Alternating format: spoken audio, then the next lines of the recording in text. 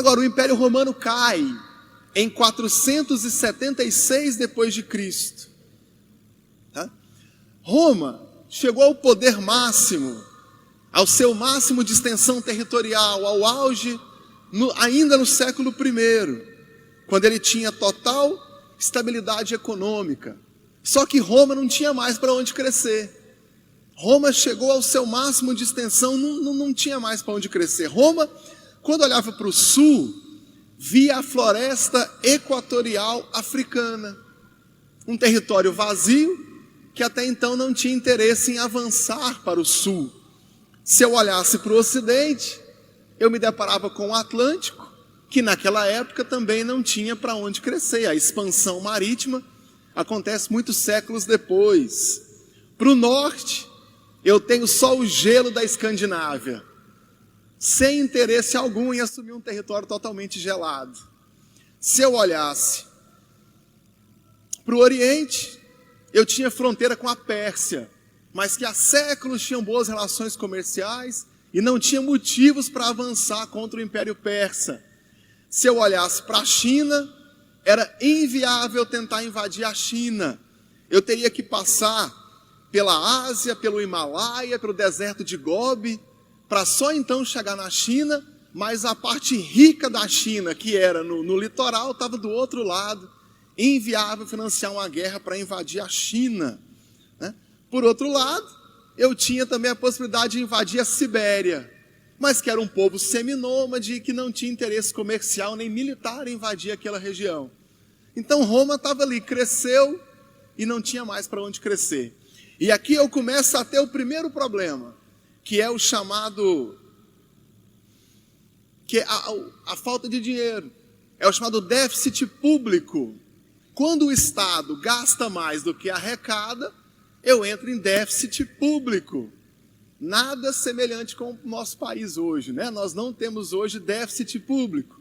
Nós gastamos muito menos que arrecadamos, né? Todo mundo sabe disso. Né? O dinheiro que o Estado arrecada é muito maior do que o gasto, né? Nós sabemos disso. Agora, como é que Roma conseguiu crescer sem déficit público? Porque os povos dominados, eu saqueava a riqueza daquela cidade, que devolvia para a coroa parte desse lucro da guerra e financiava a expansão da próxima cidade. Então a guerra é um negócio, invadir outras cidades é um negócio. Quando eu não tenho mais para onde expandir, eu não tenho mais dinheiro. Tá? E o Império Romano, ele vai ter soldados que são militares como o nosso molde hoje. Pessoas que vivem de ser soldados, ser militares.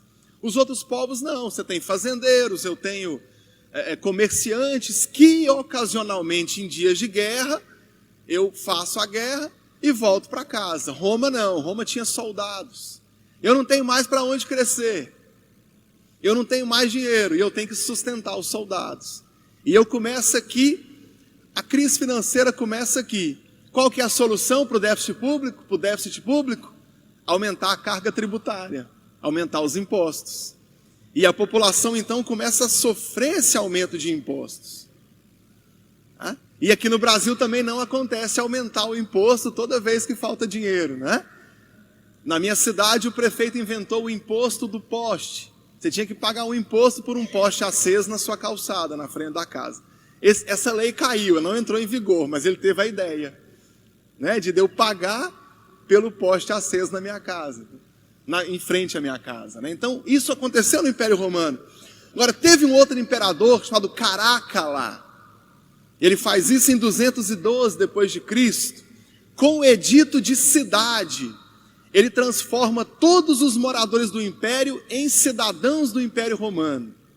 Vamos lembrar uma coisa, Jesus foi para a cruz porque ele era provinciano. Ele era de uma cidade dominada pelo Império Romano. Então, pelo Código Penal Romano, ele poderia ser condenado à cruz.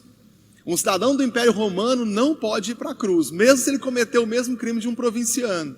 É por isso que o apóstolo Paulo não vai para a cruz, e é por isso que o apóstolo Paulo demora a morrer, porque ele foi condenado. Não, eu quero ser julgado pelo imperador, eu sou cidadão romano. Aí por causa disso, levam ele para Roma, para então ser julgado pelo imperador. Com isso ele ganha tempo. nós temos hoje na Bíblia, chamadas cartas de prisão, são cartas que o apóstolo Paulo escreveu preso, tanto no translado para Roma, quanto ainda em Roma, enquanto ele escrevia, porque ele era cidadão do Império Romano. Acontece que os cidadãos da província poderiam ser escravizados. Um cidadão do Império Romano jamais pode ser escravizado. Para nós temos essa ideia de escravidão, como nós tínhamos escravidão no Brasil. A escravidão que só explorava, né? No Império era diferente, era meio que uma condição civil ser escravo. Muitas vezes eu me entrego como escravo para pagar uma dívida. Ter um funcionário em casa era ter um escravo. Alguém que você só sustentava, dava roupa e comida, e essa pessoa ia ser seu escravo. Com o edito de cidade, ninguém mais era escravo no Império Romano. E eu fui obrigado a libertar o meu escravo. E isso aumentou a crise financeira ainda mais. Acontece que quem era escravo, muitas vezes continuava sendo. Acontece que se eu for esperar o crescimento vegetativo de escravo, os escravos acabam. Escravos morrem muito mais do que nascem. Então, se eu não alimentar a minha base de escravos com novos escravos, eles acabam. Então, o Império Romano entra em crise nesse período. Essa crise escravista do Império Romano acabou piorando ainda mais as condições do Império. Tá? Antes disso, eu já falei para os irmãos que os cristãos eram pacifistas, cuidavam dos pobres, libertavam seus escravos, perdoavam dívidas e cuidavam de pobres não cristãos. Talvez esse fosse a grande chave do crescimento da igreja. Porque uma vez que eu sou bom para quem não tem a minha religião, a pregação tem muita eficácia. É muito fácil pregar para essas pessoas. Tá? O Império Romano, enfraquecido, grande, começa a ser invadido por povos bárbaros. E ele vai ser invadido por todos os lados. Acontece também pequenas invasões de alguém que invade uma cidade para morar lá. E sabe uma coisa que, para poder impedir essas pequenas invasões, o imperador Carlos Magno vai ter uma ideia genial. Ele passa a conceder terras para os grandes cavaleiros. Quando ele concede uma terra, ele vai chamar essa terra de benefício, nosso português para benefício. Aquele que recebe a terra, ele vai chamar de dominium. Né? Eu tenho aqui a base do sistema feudal. Acontece que o imperador não era bobo sou eu. Ele concedia essas terras nas divisas do império. Então o benefício que era dado era nas terras de divisa do império. Quer dizer, quando um reino bárbaro vinha invadir Roma, ele tinha que passar pelo benefício. Para proteger o meu domínio, a minha terra, eu acabo protegendo as divisas do império. E eu tenho aqui a raiz dos senhores feudais, né, donos de extensão de terra, sempre às margens do Império Romano. Aqui eu tenho outro problema. As cidades passam a ser perigosas demais, por causa dos bárbaros, porque Roma não consegue mais garantir a pax romana, né, a paz romana. O apóstolo Paulo, se vocês olharem para o mapa, ele prega na extensão do Império Romano, porque as viagens eram seguras. Roma garantia a tranquilidade de viagens. Eu leio o Salmo 121, por exemplo, o salmista vai dizer: leva meus olhos para os montes, de onde me virá o socorro. Ali é um salmo dos imigrantes, era um salmo dos viajantes, pela dificuldade de fazer uma viagem com segurança. Lá no Antigo Testamento, o Império Romano consegue garantir boas estradas, aquela expressão, todos os caminhos levam a Roma. A ideia é essa: onde Roma invade, constrói uma estrada, as estradas são boas. Mesmo hoje, eu consigo encontrar uma estrada, uma rua da época do Império Romano, que existe até hoje. Melhor que as nossas rodovias, né? Que as nossas não duram nem a próxima eleição. As de Roma até hoje tem estrada do Império Romano. Não consegue mais garantir essa paz. Onde eu tenho alguma segurança? Nos feudos. acontece uma ruralização do império. As pessoas se mudam para os feudos e as cidades ficam desertas.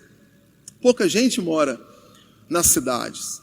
Enfim, Roma é destruída, é invadida definitivamente em 476.